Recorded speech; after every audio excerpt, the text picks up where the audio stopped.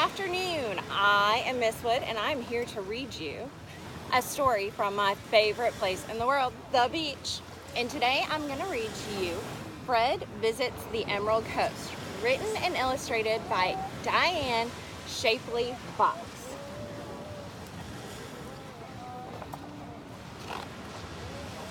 And this was dedicated to my husband Kevin, sons Patrick and Mitchell, and to Mom and Dad.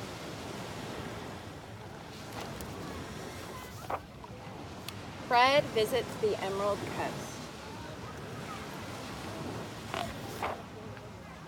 In a town near an orchard where apple trees grow, 4 friends packed their car and were ready to go. The trip they had planned was starting today. Fred the Frog yelled, "Hooray, hooray! This will be an adventure, I am sure you'll agree. We will get our first look at the Emerald Sea."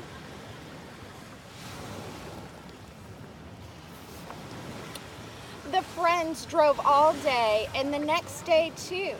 Then Fred spotted water that was greenish blue. The ground sparkled like new fallen snow, with sand so white that it seemed to glow.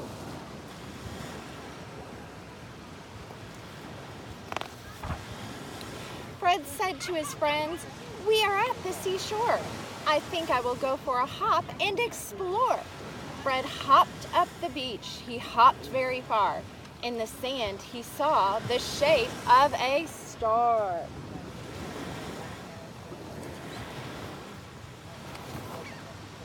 The star coughed and gasped and then let out a wheeze. He looked up at Fred and said, "Help me, please." "Sad little starfish, what do you need?" asked Fred. "I got stuck in the sand," the sad starfish said. "I need the ocean to breathe. The sea is my home. I have been here all day, scared and alone."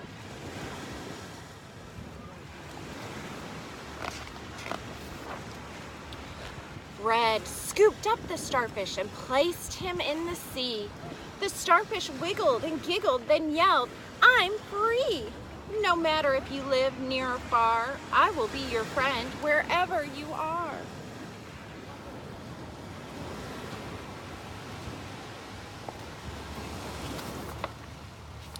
The sky had been blue, but now it was black.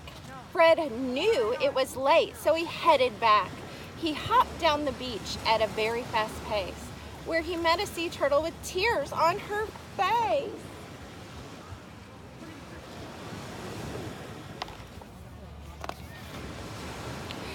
"Sea turtle, why are you crying?" asked Fred. She pointed to the tiki torches and said, "My babies are headed where they should not be, drawn toward the fire's light instead of the sea."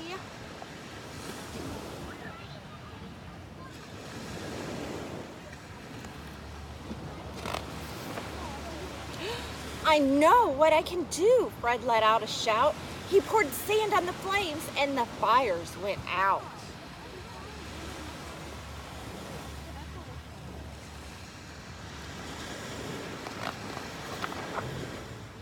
The babies turned around in one quick motion. They walked down the beach, then dove in the ocean.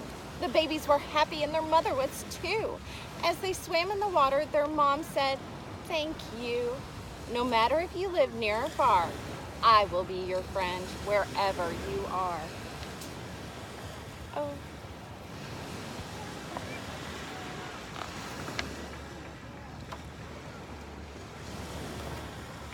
The next day, Fred and his old pals went sailing. Fred climbed on a sea chest next to the railing.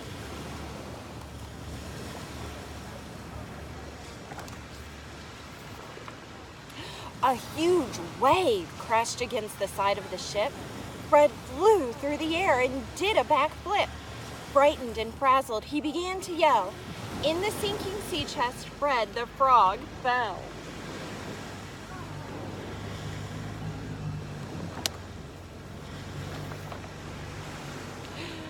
"Help!" The lid closed tight as Fred sank in the sea.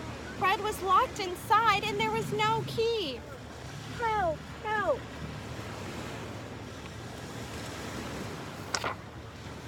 The sea turtle and starfish heard Fred's cry. They wanted to help and were determined to try.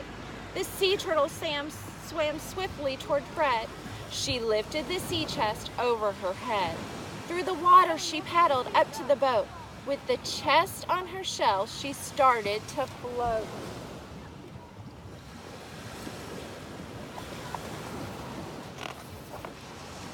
Clinging to the lock was Fred's starfish friend. He stared at the lock and then he started to bend. His body formed into the shape of a key. His arm slid into the lock and set Fred free.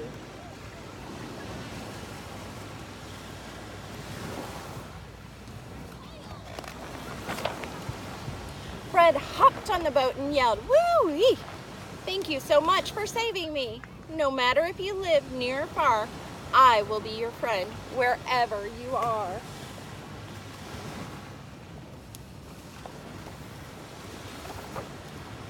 Fred traveled back home and unpacked his suitcase. Memories of his trip put a smile on his face. Fred's adventure was fun at the Emerald Coast, but the friendships he made were what mattered the most. The end.